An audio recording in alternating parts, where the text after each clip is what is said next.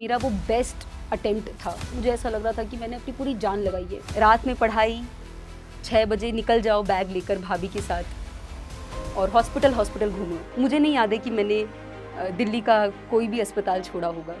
मुझे लग रहा था कि ये कुछ समय की बात है, अभी की बात है। जैसे ही ऑपरेशन खत्म होगा, मैं अपनी तैयारी पे फुल फ्लेजेड पूरा फोकस कर पाऊंगी। मैं लेक्चर रिकॉर्ड कर रही थी, बस लेक्चर खत्म ही होने वाला था। थैंक यू मैं बोलने ही जा रही थी कि मुझे कॉल आता है मेरे इंस्टीट्यूट के बॉस का, और वो मुझे कहते हैं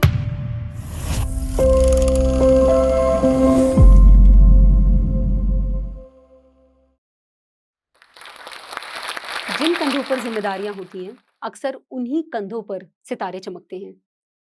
नमस्कार, मेरा नाम रूपाली सिंह है और मैं एक फौजी परिवार से आती हूँ। मेरे पिताजी ने नेवी में 23 साल सर्व किया और 2008 में उन्होंने रिटायरमेंट लिया, जिसकी वजह से हमेशा मेरे अंदर एक रुचि रही है फौज को ज्वाइन करने का। आज मैं एक असिस्टेंट कमांडेंट हूँ और सेंट्रल आर्म्ड पुलिस फोर्स में मेरा सिलेक्शन हुआ है। हम 3 भाई-बहन हैं। मैं घर की सबसे छोटी हूँ और मेरे ब्रदर बचपन से ही सुन बोल नहीं सकते थे। 25 साल पहले की बात है, जब हमें ये बात पता चली थी, तो पापा और मम्मा वो चीज़ डाइजेस्ट नहीं कर पा रहे थे। उस समय इतनी नॉलेज भी नहीं थी, फैसिलिटीज़ भी नहीं थी, लेकिन कैसे-तैसे करके भैया का ऑपरेशन हुआ, बट बहुत लेट हो गया था। भैया नॉर्मल कभी हो ही नहीं पाए। 2020 से 2024 का जो समय था, वो मेरे लिए बहुत चैलेंजिंग था, क्योंकि मेरा करियर भी शुरू हो रहा था और मेरी पर्सनल लाइफ में टर्मोइल्स भी एक के बाद एक आ रहे थे। 2020 में मेरे ब्रदर के बेटे अभिजीत का जन्म होता है और ये वो समय था, मैं एनसीसी भी कर रही थी, मैं डिफरेंट कैंप्स में भी जा रही थी और उसके साथ-साथ मैं कॉम्पिटिटिव एग्जामिनेशन की तैयारी कर रही थी, सीडीएस, एफकैट एंड सीपीएफ। काफ़ी ज़्यादा क्रिटिकल समय था जब अभिजीत का जन्म हुआ, क्योंकि डॉक्टर ऑलमोस्ट हमें कह चुका था कि बहुत ही मुश्किल डिलीवरी है, शायद बचेगा भी नहीं। लेकिन जब वो आए तो हमें पता चला कि उनको लिप्स पे क्लेफ्ट है और पैलेट पे क्लेफ्ट है। उस समय मैंने ये डिसाइड किया कि तैयारी तो मैं कर ही रही हूँ, मैं अपनी पूरी मेहनत करूँगी, अपनी प्रिपरेशन में जान लगाऊँगी, लेकिन उसके साथ-साथ मैं डिफरेंट हॉस्पिटल्स जाया करती थी, बड़े-बड़े डॉक्टर से बात करती थी। मैं रात में पढ़ा करती थी 12 से 5-6 बजे तक और फिर सुबह हमें जाना होता था हॉस्पिटल, महाराजा अग्रसेन हॉस्पिटल में अभी का ऑपरेशन हुआ। मुझे लग रहा था कि ये कुछ समय की बात है, अभी की बात है। जैसे ही ऑपरेशन खत्म होगा, मेरे ज़िंदगी में डिस्टर्बेंस आई है, कोई बात नहीं, लेकिन जैसे ही ऑपरेशन खत्म होगा, मैं अपनी तैयारी पे फुल फ्लेजेड पूरा फोकस कर पाऊँगी। मुझे कहाँ पता था कि एक और चैलेंज मेरे लिए वेट कर रहा है। अभी मैं सीडीएस और एफकैट अपनी मेहनत और भगवान की कृपा से एक के बाद एक मैं क्वालीफाई कर रही थी। लेकिन एसएसबीज़ में मैं कभी वाराणसी जाती, कभी बैंगलोर जाती, कभी भोपाल जाती, कभी इलाहाबाद जाती, कभी देहरादून। ऐसा लग रहा था कि भारत दर्शन पे निकले हैं। जब वाराणसी में मैं कॉन्फ्रेंस आउट हुई, तो वो एसएसबी थी जहाँ पापा भी मेरे साथ गए थे। तो मैं कॉन्फ्रेंस आउट होके बैग पैक करके निकली। बिल्कुल मुझे यकीन नहीं था कि मैं कॉन्फ्रेंस आउट होंगी, क्योंकि मेरा वो बेस्ट अटेम्प्ट था। मुझे ऐसा लग रहा था कि मैंने अपनी पूरी जान लगाई है। जीटीओ अच्छे से किया, साइकोलॉजी टेस्ट अच्छे से किया, इंटरव्यू मेरा बहुत बेहतरीन गया, लेकिन पता नहीं क्यों मैं कॉन्फ्रेंस आउट हो गई। लेकिन धीरे-धीरे मुझे ऐसा महसूस होने लगा था कि अब सब ठीक हो जाएगा। लेकिन एक बहुत बड़ा शॉक आता है। मैं बैंगलोर गई थी अपना एसएसबी देने। वहाँ पर दीदी का कॉल आता है मुझे और वो कहती हैं कि अम, रूपाली, अभिजीत का बेरा टेस्ट हुआ था और उसमें ये पता चला हमें कि वो सुन नहीं सकते। 100% उन्होंने अपनी सुनने की शक्ति खो दी है। मैं बहुत ज़्यादा परेशान हो चुकी थी। मैं उस मेंटल स्टेट में ही नहीं थी कि मैं अपना एसएसबी देने जाऊँ। लेकिन मेरे पापा ने बोला कि नहीं बेटा, एसएसबी मत छोड़, जा देकर आ। मैं गई, अंदर गई, हमारा स्क्रीनिंग प्रोसेस था, हम गोल चक्कर रहता है, हम वहाँ बैठे। मैं कुछ बोल ही नहीं पाई, मैं पूरा नम हो गई, क्योंकि इतने समय से मैं रो चुकी थी कि समझ ही नहीं आ रहा था कि क्या करें। अ, और मैं स्क्रीन आउट हो गई। मुझे एक्सपेक्टेड भी था, क्योंकि मैं कुछ बोल ही नहीं पा रही थी। मैं घर गई, चीज़ें और प्रॉब्लमैटिक, सब परेशान हैं, रो रहे हैं। उस समय मैंने 2 डिसीजंस लिए। पहला, कि अब मैं एसएसबीज़ देने नहीं जाऊँगी। मैं 9 अटेम्प्ट्स दे चुकी थी, एग्ज़ाम्स दे रही थी मैं, लेकिन मैंने एसएसबी देना छोड़ दिया। तो पहला गोल मेरा ये था कि अब मुझे सीएपीएफ के एग्ज़ाम में असिस्टेंट कमांडेंट बनना है, और दूसरा, मुझे अभिजीत को वो नॉर्मल लाइफ़ देनी है, जो मेरे ब्रदर कभी नहीं जी पाए। उस समय मेरे पास कोई ठोस कारण नहीं था कि ये सब मैं किस तरीके से कर पाऊँगी, लेकिन अपने अंदर एक विश्वास था कि ज़रूर मैं कर पाऊँगी।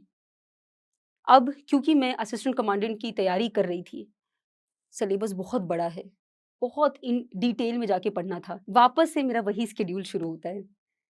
रात के 12 से सुबह के 6 बजे तक पढ़ाई करना, देन उसके बाद 6 बजे तैयार होकर भाभी के साथ बैग लेके निकल जाना। सोने का टाइम मुझे वही 1 डेढ़ घंटे का मिलता था, जो हमारा ट्रैवलिंग टाइम होता था। फिर 8, 9, 10 बजे तक हम हॉस्पिटल पहुँचते थे, वहाँ बात करते थे। बहुत सर दर्द होता था क्योंकि नींद पूरी नहीं है, परेशान हैं।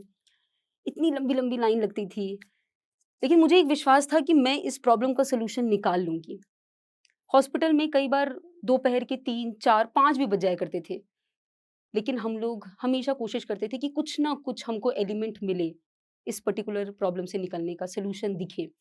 घर आती थी मैं, 4-5 बज जाते थे शाम के, और तब आके मैं 3-4 घंटे की नींद लेती थी। और हम जब एम्स गए, हमको ये पता चला कि ऑपरेशन हो तो जाएगा, लेकिन इस ऑपरेशन में लगेगा बहुत समय, शायद 2-3 साल का वेटिंग पीरियड है। पापा ने कहा कि नहीं बेटा, वेट कर लेते हैं। अगर हम लोग प्राइवेट हॉस्पिटल जाएँगे, बहुत एक्सपेंसिव होता है ये ऑपरेशन, जिसको हम कॉकलियर इम्प्लांट कहते हैं। और यही नहीं, वायर, प्रोसेसर, मशीन 8-8, 9-9 लैक्स की होती है। तो उस समय हम वो अफ़ोर्ड नहीं कर पा रहे थे। लेकिन मुझे ये पता था कि कोई ना कोई सॉल्यूशन निकालेंगे। तो मैंने एक स्लॉट डिवाइड कर लिया था कि हम लोग जिस दिन भी हॉस्पिटल नहीं जाएँगे, उस दिन घर में बैठकर रिसर्च करेंगे, और मैं 3-4 घंटे रिसर्च करूँगी और बाकी के टाइम पे पढ़ाई करूँगी। हमेशा ये चीज़ें पैरेलली चल रही थी मेरी लाइफ़ में, क्योंकि मेरे पास समय बहुत कम होता था, तो मैं ऑनलाइन क्लासेस लेती थी। ऑनलाइन क्लासेस में आपके पास ये प्रिविलेज होता है कि आप जल्दी-जल्दी लेक्चर्स कंप्लीट कर सकें, पढ़ सकें। तो उस ऑनलाइन क्लासेस को लेना, रोज़ अपने दोस्तों के साथ पेपर 2 इवैल्यूएट करना, एक-दूसरे का हम पेपर 2 इवैल्यूएट करते थे, और इस तरीके से मेरी प्रिपरेशन चल रही थी, और साथ में ये एक बड़ा चैलेंज चल रहा था। फाइनली मैंने एक स्टैंड लिया।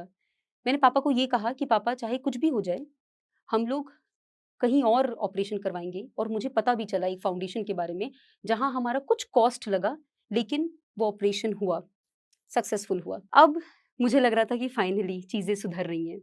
2024 आता है, मेरे एग्ज़ाम का समय। मैंने एग्ज़ाम दिया, और भगवान की कृपा से, मेरी मेहनत से मेरा एग्ज़ाम क्वालीफ़ाई हुआ। लेकिन अब मैं ये समझ चुकी थी कि मेरे लिए बहुत ज़रूरी है कि मैं अपने पेरेंट्स को फ़ाइनेंशियली सपोर्ट करूँ, तो मैंने पढ़ाना शुरू किया। मैंने एक कोचिंग इंडस्ट्री में कदम रखा, जहाँ मैं जनरल साइंस पढ़ाती हूँ। उस समय भी जब मैं ऑनलाइन पढ़ाया करती थी, तो कैमराज़ देख के मुझे बड़ा डर लगता था। लेकिन ये सब चीज़ें एक मजबूरी में शुरू हुई थी, और धीरे-धीरे मज़ा आने लगा। मैं बहुत एन्जॉय करने लग गई पढ़ाना। सीएपीएफ की फ़िज़िकल की अगर मैं बात करूँ, तो महिलाओं का सक्सेस रेट 20 से 25% है, और ये सुन के मैं बहुत डर जाती थी। ये जानते हुए कि मैं एनसीसी का पार्ट रही हूँ, 3 साल मैंने एनसीसी किया है, स्टिल मेरे अंदर एक डर था कि जहाँ सक्सेस रेशियो इतना कम है, बहुत फीमेल जो हैं वो फिज़िकल में आउट हो जाती हैं। मेरे लिए बहुत ज़रूरी है कि मैं अपने आप को इतना अच्छा बना लूँ फिज़िकल में, मैं अपनी रनिंग इतना अच्छा कर लूँ, मैं अपना जंप इतना अच्छा कर लूँ कि मुझे कोई निकाल ही ना सके। और ऐसा ही हुआ। मैंने साढ़े 3 महीने पूरी जान लगा दी, और ये वो समय था जब मैं टीचिंग भी कर रही थी। अगेन टीचिंग में मेरे को प्रोजेक्ट बेसिस पे अपना सर्विस देना था। तो मैं रात में लेक्चर रिकॉर्ड करती, सुबह तक उसको पोर्टल पे अपलोड करती, एंड देन निकल जाती दौड़ने। सुबह मैं कम से कम 5-6 बजे ग्राउंड जाया करती थी। कभी-कभी तो नींद इतनी पूरी होती ही नहीं थी। तो मेरे इंस्ट्रक्टर कहते थे कि सो के आया कर, ऐसे आ जाती है, कैसे तू दौड़ पाएगी इतने अच्छे से? तो मैं उन्हें कहती थी कि कोई बात नहीं, मैं कर लूँगी, आप बस मुझे मेरी प्रैक्टिस करवाओ, मुझे दौड़वाओ, मेरे ऊपर पूरी जान लगा दो। मैंने अपनी डाइट भी मेंटेन की, क्योंकि मैं ये जानती थी कि अपने आप को एनर्जी में रखना बहुत ज़रूरी है। तो फाइनली रिज़ल्ट आता है, और फिज़िकल का रिज़ल्ट उसी दिन आता है।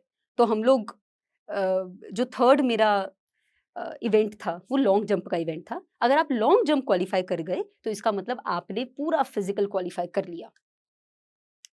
अब जैसे ही मैंने लॉन्ग जंप किया, तो मेरा जो पैर है वो लाइन के बहुत आगे मैंने जंप लिया, लेकिन मैं वो यकीन नहीं कर पा रही थी, क्योंकि मेरे से पहले जो लड़कियाँ गई थी, वो लाइन से आगे नहीं कूदी थी। तो मुझे यकीन नहीं हुआ। कमांडेंट सर ने कहा कि क्वालिफाइड, बट मुझे वो क्लियरली सुनाई नहीं दिया और मैं बहुत शॉक्ड थी और आई स्टार्टेड क्राइंग। मैं बहुत ज़्यादा इमोशनल हो गई उस समय। मैं डाइजेस्ट ही नहीं कर पा रही थी कि फाइनली मेरा फिज़िकल क्वालीफाई हुआ। 3-4 महीने की जो तपस्या थी वो पूरी हुई।